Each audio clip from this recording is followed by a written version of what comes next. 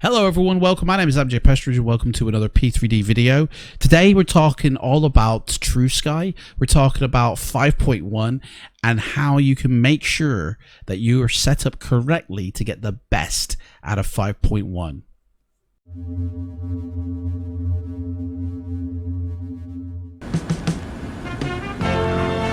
Right now, code 586.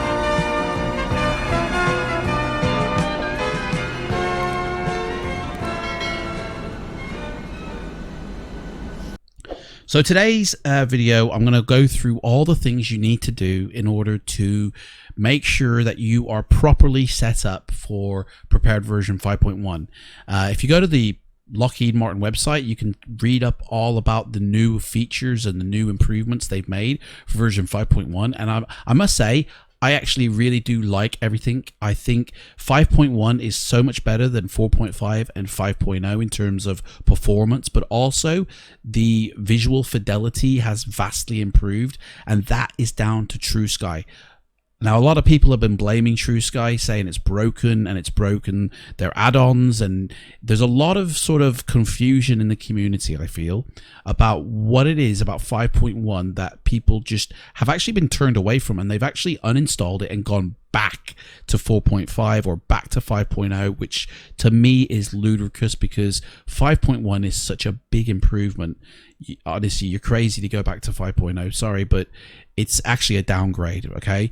There's nothing wrong with TrueSky. It is actually an award-winning program. If you go to their website, you can actually see demonstrations of, you know, not only who uses it in the community of gaming, but also you can see videos. There's loads of videos. They have a whole YouTube channel devoted to what is possible with TrueSky, and I gotta tell you, I'm really excited for the future of P3D. I really think it's going to look amazing once they truly get to grips with TrueSky. Like, don't forget, TrueSky has only been in a beta state in 5.0, which is literally this year it came out, the beginning, January. Now, obviously, January, it came out in April, I believe, or February. Now, obviously, Lockheed Martin have been working on version 5 for a while. I know somebody who was on the beta team and they had it last summer, so that's at least 18 months ago. So Lockheed Martin have been working on this for a while with TrueSky, but for us users, it's relatively new. It's in beta in 5.0, but it's actually on by default in 5.1, and it radically changes basically the lighting and the atmosphere. Now, there's one thing here that it actually does, and it's fixed issues with transparent object and effect blending with enhanced atmospherics. Now, this is a big statement because this denotes that in 5.0 things were broken, and I think a lot of people would actually say in 5.1 they're broken, when in actually fact they're not, they're fixed. What is actually broken is every airport add-on. And I say that again, every airport add-on. Why? Well, all the developers have been really caught with their pants down, okay? At the moment of making this video, which is literally a couple of weeks after 5.1 came out, there is not one single airport that is visually compatible with 5.1. None of them are, okay? All the airports that have either been released in the last week or in the last year that say they're compatible with 5.1 or version 5 just on its own are not, because basically they've been using an old SDK kit. For anybody who doesn't know what an SDK kit, it's basically the developer's toolkit that anybody can download, anybody can use. I myself use it. I create satellite data for my sim privately, and I use this SDK kit. It actually features buildings and trees and a lot of objects that can be utilized to create airports or models of things, and a lot of developers utilize this. There's a whole learning center that tells you all about the SDK kit. I'm not going to get into it here, but you can easily read up on it. In fact, I'm going to link the learning center down below because the actual normal prepared is covered in it, and it has a fantastic glossary of how to use the sim properly in terms of what options are available in your graphic settings and what each thing means, as opposed to just saying a very small brief summary, but it actually goes into quite a lot of detail about what you can actually utilize in your CFG file. I learned a lot from reading this, and it was really interesting, so I'm going to put a link down to that. But the SDK kit is basically a developer's model kit, as it were, that they use to develop their add-ons with. And every version of Prepared has had a SDK kit. So version 4 has had one, version 5, but it's actually changed in version 5.1. So if you've had an airport that you bought, say, 3 years ago, most likely that was actually created with an SDK kit from FSX. Okay. Prepared version 4, it may have been prepared with the SDK kit from version 4, but more than likely, and this is where the developers have been caught with their pants down, a lot of developers have just ported forward, you know, developers that have been making scenery since FSX, have just literally ported forward their FSX and then remade a few things to make it compatible with version 4, but it's not actually been developed for version 4, and there is a big difference there. So all these sim objects that are in the version 4 SDK kit, or even in an FSX SDK kit, are no longer compatible with the version 5.1 SDK kit. They're actually incompatible, which means any object contained within an airport add-on will actually not show correctly in version 5.1, simply because of the new enhances and fixtures with TrueSky. Again, TrueSky is not broken. I'm really excited for what's to come with TrueSky. Just looking at a lot of these videos and a lot of footage I've seen of TrueSky, I think it looks fantastic. Now, I want to talk a little bit more about the add-ons situation, because I do feel that needs to be addressed. And as of making this video, I do believe Lockheed Martin are working on a workaround for legacy items, as well as moving forward with their own, and they're working with the developers with that. So hopefully in a couple of months' time, that should be rectified. But until then, you know, use your add-ons with the pinch of salt, knowing that, well, it may not look right until it's made correctly. Again, there is not one single airport that is visually fully compatible with 5.1. Now, what can we do as users to make sure that we're set up correctly to use 5.1? Well, because TrueSky covers both lighting and weather atmospherics, it changes a lot of the look of your sim. If you think about it, like, lighting touches everything in the sim: planes, buildings, trees, the land, the atmosphere, the clouds, the precipitation, everything. The lighting affects every single thing. So the lighting actually, for the very first time, affects your hardware now. A lot of sim users, and I think it's the same with a lot of developers, get into a pattern of, you know, I just install my sim and it works visually, like it looks fine. I don't really have to mess with the brightness control on my monitor that much, you know, and they kind of get into this tunnel zone thing where I don't have to change much, you know. But 5.1 is now completely new in terms of that, and you do actually have to change it. Otherwise, things are just going to look overblown, overexposed, too dark, not color correct. So I'm going to go through basically everything now that you can do to make sure you're set up correctly for 5.1. And it starts right here, okay? It starts with your sim, to be honest. If we open up Prepared to the Options tab and we go into Lighting, you'll see here a tick, and it says Enable HDR Lighting. It's actually on by default. TrueSky requires HDR Lighting in order to sort of work properly with its enhanced atmospheric, so it's on by default. And it actually, if you look here, it actually tells you why. Now, not everybody has a 4K monitor, and HDR, high dynamic range, is only in a full 4K monitor. You don't get it in a half 4K monitor where it's actually a 2K monitor.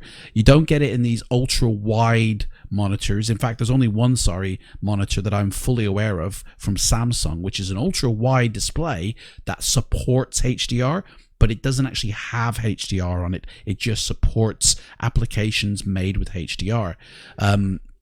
If you have a 4K telly, it will actually have a mode on it called HDR that automatically, when it senses HDR material, kicks in and just automatically turns on. And if you do have a 4K monitor plugged up to your PC into Windows, you need to actually make sure that your Windows is actually set up for 4K as well. So if you open up your back end and go to System, just make sure your Use HDR is actually ticked on, and head to Windows HD color settings and make sure that everything here is actually on. And you can actually balance the brightness as well with this HDR to SDR slider. But also, not only that, make sure your brightness is calibrated.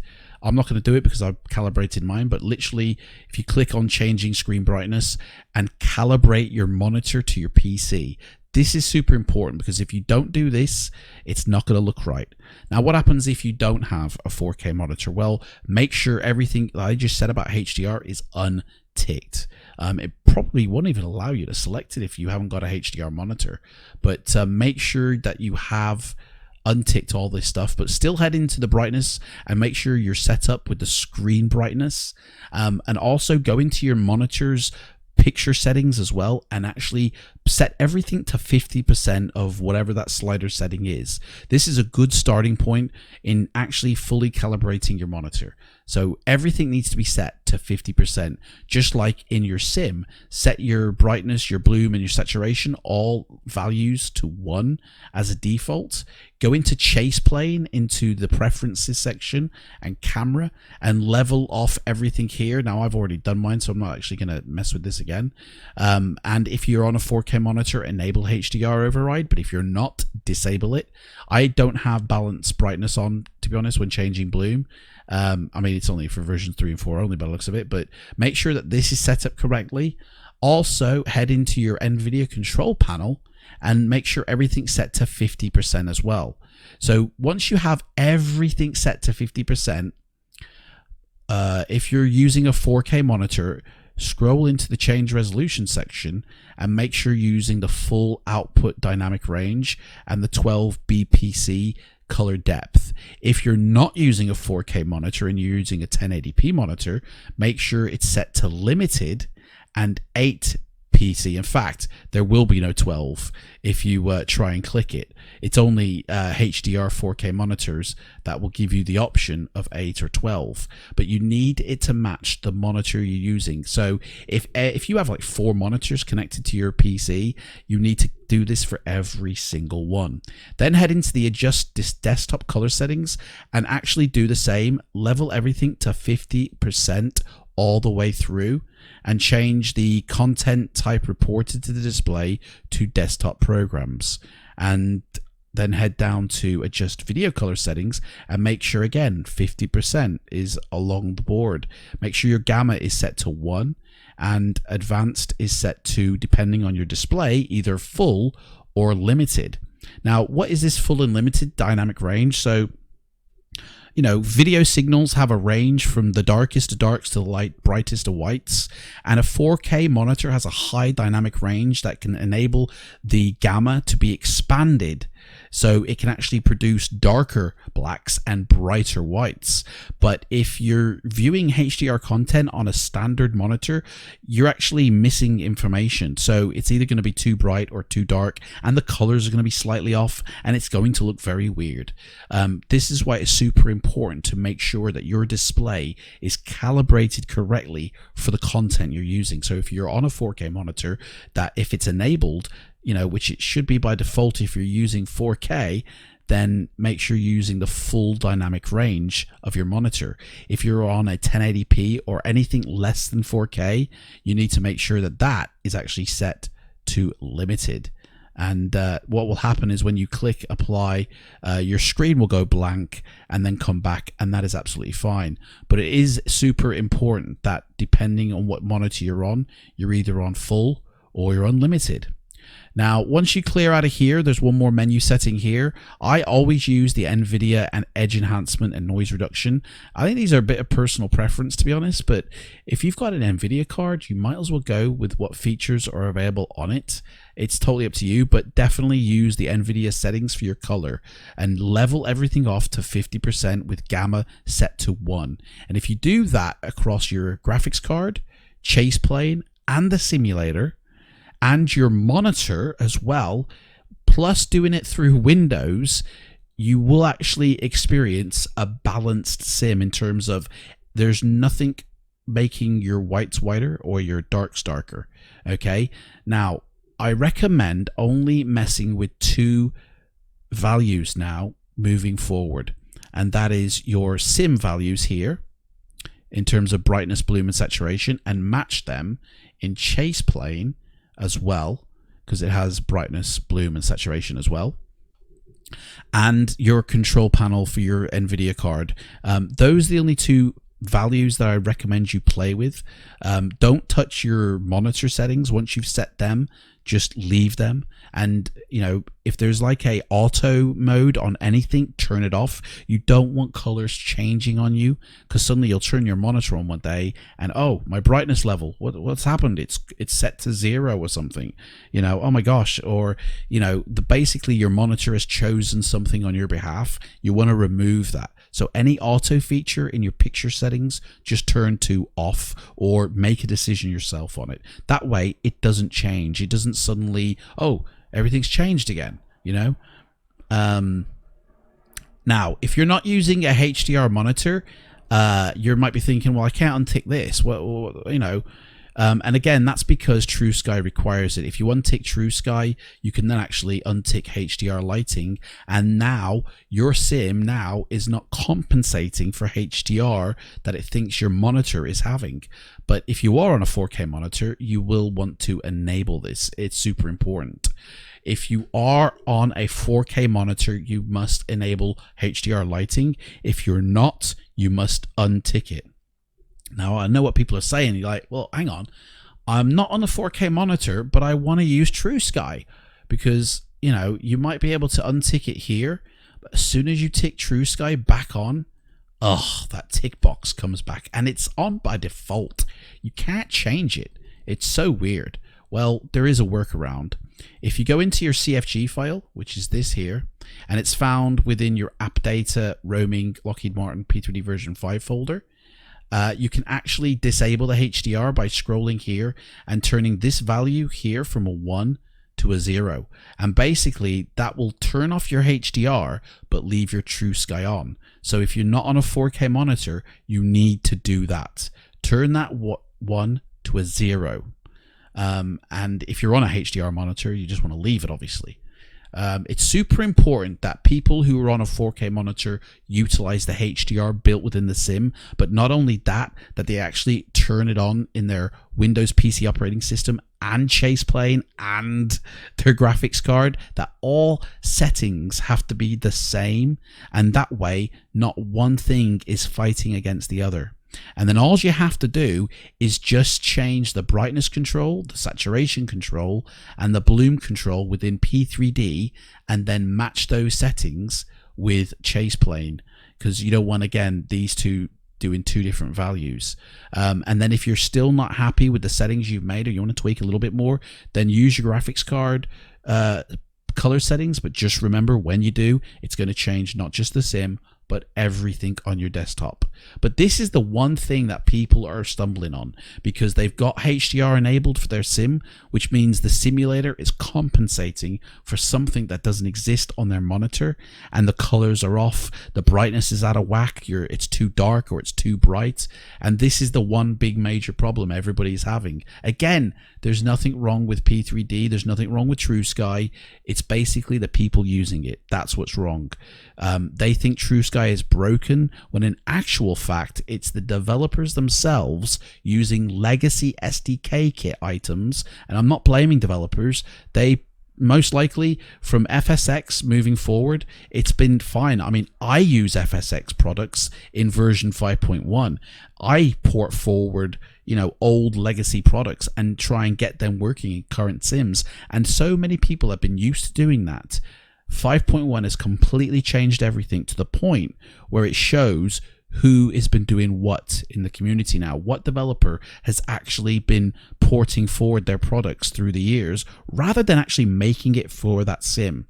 I have a lot of UK 2000 airports for version 4 that have been automatically, you know, through my account upgraded to version 5, but there's not one of them airports that it is actually compatible with 5.1, and that is because those airports were created way back in like 2002 and just sort of ported forward through the years and the different platforms, and a lot of developers have gotten used to this. And yeah, some have gone back and remade them using the most current SDK kit and brought out maybe like HD versions, you know, or remade them and just completely brought out a new replacement.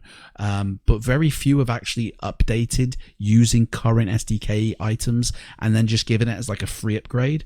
Very few developers have, but I tell you, either Lockheed Martin is going to have to really compromise 5.1 sim to accommodate these developers, or the developers are going to have to go back and actually update their sim object items to be compatible with the latest SDK so that it's compatible with the latest sim. And that's a lot of work for the product, which really doesn't change, but it does. So I think there's got to be a medium compromise that everybody's happy with, because there's a lot of unhappy users at the moment who are literally uninstalling 5.1 and going back to 4.5 because they just can't get it to work. And then you combine this with crashes and other things going wrong. It's a real turnoff for somebody who doesn't know how to utilize the sim properly.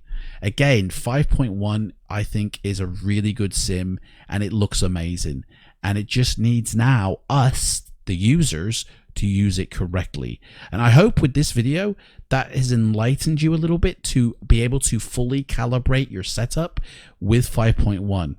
And until next time, guys, take care and I'll see you again. Bye.